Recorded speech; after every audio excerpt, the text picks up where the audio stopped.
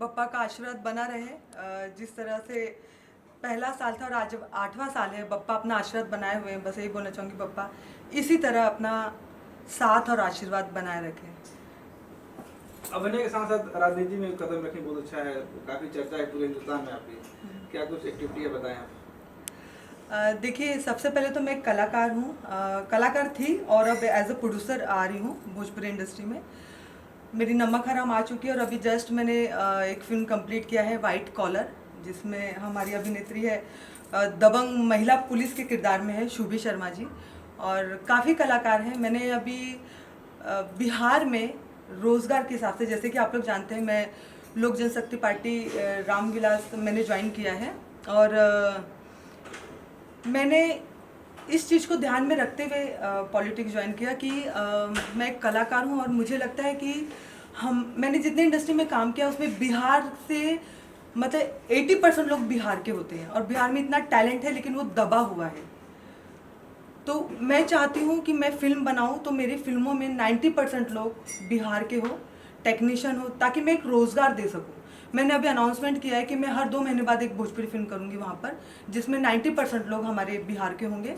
उसमें टेक्नीशियन हो गए, ड्रेसमैन हो गए, एक्टर हो गए, जो भी, और 10% वो होंगे जिनका मतलब जो मुझे ज़रूरत होगा, क्योंकि अभी अभी मैं वहाँ शूटिंग करने गई हूँ तो मेरा किसी से कांटेक्ट हो पाया नहीं हो पाया, तो 10% उसमें है, बाकी 90% हमारे बिहार के लोग होंगे। तो ये मैंने एक छोटा सा रोजगार का काम शुरू किया है कि हमारे लोगों को काम कैसे मिले, क्योंकि कला भरपूर है बिहार में, लेकिन बस बाहर नहीं आ पा रहा है। और इसका कारण सिर्फ और सिर्फ हमारी बिहार की सरकार है। निर्माण के साथ साथ आप उसमें अभिनय भी करेंगे? नहीं, अभी तो फिलहाल सिर्फ एज अ प्रोड्यूसर मैं काम कर रही हूँ। मुझे अभी बहुत काम करना है। मैं बता दूँ आप लोगों को कि मैं हर 2 महीने बाद फिल्म करूँगी।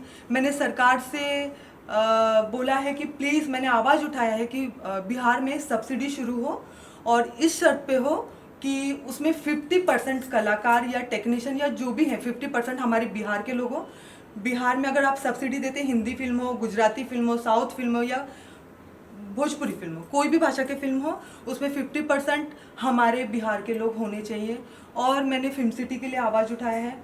और सबसे बड़ी बात कि हमारे जितने मल्टीप्लेक्स है बिहार में, उसमें एक शो हमारा भोजपुरी का हो। ये मैंने अभी आवाज़ उठाई है अपने सरकार से। काफ़ी बॉलीवुड के जो हमारे डायरेक्टर प्रोड्यूसर वहाँ नहीं जाना चाहते, कि वहाँ ना कोई सुरक्षा मुहैया होता, ना कोई व्यवस्था है, इस पर क्या कहना चाहेंगे? देखिए, ये सब चीज़ें मुझे भी नहीं मिली है। मैंने कहा ना कि सरकार की तरफ से बहुत निराश है हम लोग। मुझे भी ना कोई पुलिस प्रोटेक्शन दिया क्या, ना कोई सपोर्ट मिला। बस मुझे जितना सपोर्ट मिला है बिहार से जनता का सपोर्ट मिला है।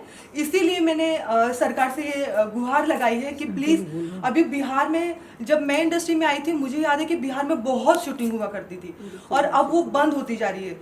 आप देखिए कि यूपी और अदर अलग जगहों पर सब्सिडी शुरू हो चुकी है। तो बिहार सरकार सब्सिडी शुरू करेगी तो ये सब फायदा हमारे बिहार को मिलेगा, हमारे बिहार के कलाकारों को मिलेगा। बिहार के मुखिया नीतीश कुमार जी ने इंडिया का गठन किया है। हाँ। केंद्र में ये है, क्या कुछ लगता है बिहार की तरक्की हो सकती है इंडिया गठन के बाद? देखिए, अभी की जो सरकार है, मुझे नहीं लगता कि अगर बिहार इतना पीछे क्यों है, सिर्फ सरकार की वजह से। अब जनता जागरूक हो चुकी है, अब वो भी चाहती है कि सरकार बदले तब कुछ होगा।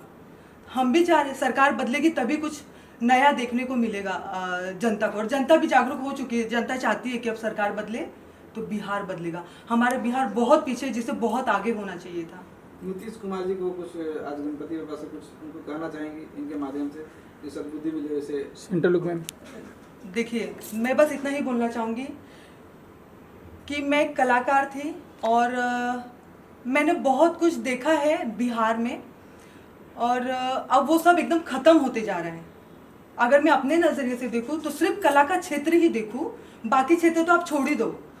कला का क्षेत्र ही सिर्फ आप देखें तो वो एकदम दबते जा रहा है। मतलब सब्सिडी नहीं होना, फिल्म सिटी नहीं होना, मल्टीप्लेक्स में फिल्में नहीं चलाना, इससे बहुत नुकसान हो रहा है हमारे बिहार को। रोज़गार, शिक्षा, स्वास्थ्य, सब चीज़ों में नुकसान ही नुकसान है। तो बस इतना बोलना चाहूँगी कि इन सब चीज़ों पे थोड़ा सा ध्यान दीजिए और आपसे विनती करते हैं कि प्लीज़ हमारी मांग को पूरी की जाए। चुनाव लड़ने वाली है सीमा सिंह? देखिए, मेरी जो पार्टी है लोक जनशक्ति पार्टी रामविलास, मैं उनकी सिपाही हूँ वो मुझे जो जिम्मेदारी देगी, वो लोकसभा हो या विधानसभा हो, मैं तैयार हूँ। और मेरी जनता जो चाहती है, वो लोकसभा हो या विधानसभा हो, उसके लिए मैं तैयार हूँ। पवन सिंह की भी खबरें आ रही हैं कि वो भी चुनाव लड़ने वाले हैं बिहार से। अच्छी बात है, अगर ऐसा होता है तो अच्छी बात है, क्योंकि बिहार के विकास में अगर लोग आगे आ रहे हैं तो इससे बड़ी खुशी की बात कुछ नहीं हो सकती है। पवन सिंह का अगर सामना हो गया एक ही सीट पर, हाँ। आप एलजेपी से, पवन सिंह बीजेपी से, हाँ। तो सीमा सिंह टक्कर दे पाएंगी पवन सिंह को? देखिए, बात टक्कर की नहीं, यहाँ बात बिहार के विकास की है। बात यहाँ चुनाव की है कि जो जिसकी दर्शक जिसके भक्त जब वोटर ज्यादा होंगे वो जीतेगा। सीमा सिंह को क्या लगता है कि उनको इतने चाहने वाले हैं कि पवन सिंह के खिलाफ मैदान में सीमा सिंह को जिता सकते हैं?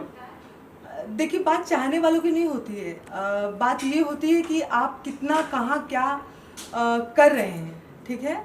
और नो डाउट कि उनकी ऑडियंस बहुत है फिल्मों से, तो बातें हो रही थी। हाँ। नैहर की बातें करें, क्या वहाँ के बारे में क्या सोचती है?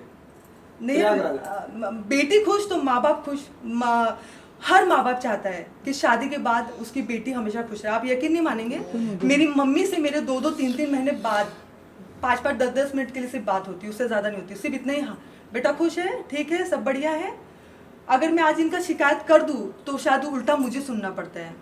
तो माँ बाप क्या चाहते हैं कि बेटी जहाँ भी रहे खुश रहे। आगे अगर वहाँ की बहुत सारी महिलाएं जो बेरोजगार है, हाँ। उन लोगों की कुछ सोचती हैं उनके बारे में, जो हाँ। जो फिल्म लाइन से नहीं है, हाँ हाँ कुछ रोजगार के लिए अपने कुछ? हाँ, मैंने अभी अनाउंसमेंट किया है, अभी मैं शुरुआत करने जा रही हूँ। जैसे घर में बैठी औरतें जो बाहर नहीं जाती, किसी भी कारणवश बाहर नहीं निकल पाती हैं, उन तक रोज़गार पहुँचाने के लिए मैंने पापड़ का काम, अगरबत्ती का काम जो अभी शुरू करने जा रही हूँ, ताकि घर तक उनको रोज़गार दूँ और घर तक उनका मेहनताना उनके घर तक पहुँचे। कैसे संपर्क करेंगे लोग आपसे? संपर्क करना शुरू कर चुके हैं। एक्चुअली मैं सच बताऊँ, मैं बहुत नसीब वाली हूँ कि मुझे इतना प्यार मिल रहा है जनता का कि मैंने सोचा नहीं था। और एक पता नहीं, लोग एक उम्मीद लगा लिए शायद, इसीलिए एक के बाद एक, जैसे मैं अभी वहाँ होटल ओपन करने जा रही हूँ, रेस्टोरेंट ओपन करने जा रही हूँ, ताकि वहाँ के लोगों को वहीं पे काम मिल सके। पापड़ का काम हो गया, अगरबत्ती का हो गया, तो ये सब छोटी छोटी मेरा काम करने का साहस ना बस मेरे ये लोग पहुँचा रहे। तो मुझे सभी लोगों का बहुत सपोर्ट मिल रहा है, इसलिए शायद मैं एक के बाद एक काम करती पापड़ हम लोग को थोड़ा भेज दीजिएगा, बन जाएगा। जी जरूर। पापा से क्या मांगा? लालची लोग होते हैं ना, वैसे पैसे दे दे वो दे देना। बट एक समय आने के बाद ना आपको ऐसा लगता है कि पप्पा सिर्फ अपना आशीर्वाद बनाए रखे, अपना साथ बनाए रखे, उसके अलावा कुछ नहीं चाहिए। क्योंकि उनका साथ और आशीर्वाद रहेगा ना तो आप सीढ़ी चढ़ते जाओगे। पापा ने इसको साथ में भेजा तो नजर नहीं आ रहा, उनकी तरफ बुलाइए। कहाँ है मेरे पति परमेश्वर, आइए। यही है जी, मेरे पति परमेश्वर, मेरे करता धरता, मेरे माई बाप, मेरे सब कुछ। कैसे सर? बहुत बढ़िया सर, आप पे आरोप लगता है कि आप सीमा जी का काम नहीं करने देते इंडस्ट्री में। काफी दर्शक जो है वो एक मिनट रुकिए, पहले आप इनका मासूम चेहरा देखिए और मेरा मुंह देखिए। आपको लगता है ये मेरे पर दबाव डालेंगे? नहीं, मार्केट में जैसे खबर है उसकी बात की जाएगी। देखिए, कम से कम मार्केट में इतना तो है कि लोग सोच रहे हैं कि मेरा चलता है घर पे। बाकी तो आप बाकी तो सब लोग जानते ही हैं किसका चलता है। यही नहीं, हर घर में किसका चलता है ये सब जानते हैं। सौरभ जी, आप प्रोड्यूसर बन गए, आपने प्रोडक्शन कंपनी शुरू की, क्या सिर्फ इसलिए क्योंकि आपकी पत्नी सीमा जी फिल्मों से थी? नहीं सर, मैं थोड़ा करेक्शन करना चाहूँगा। हाँ। माफ़ी है, ठीक है। मैं प्रोड्यूसर नहीं हूँ। मैं प्रोड्यूसर नहीं हूँ, ठीक है। प्रोड्यूसर सीमा ही है और इसके नाम पे ही कंपनी भी बनाई गई है, ठीक है। तो ऑल इन वन सब कुछ यही है। देखिए, मैं एक चीज बोलना मैं चाहूंगा, बैक सपोर्ट हूँ सर। मैं सिर्फ एक चीज बोलना चाहूंगी, करते सब ये हैं, लेकिन ये मेरा सपना पूरा कर रहे हैं।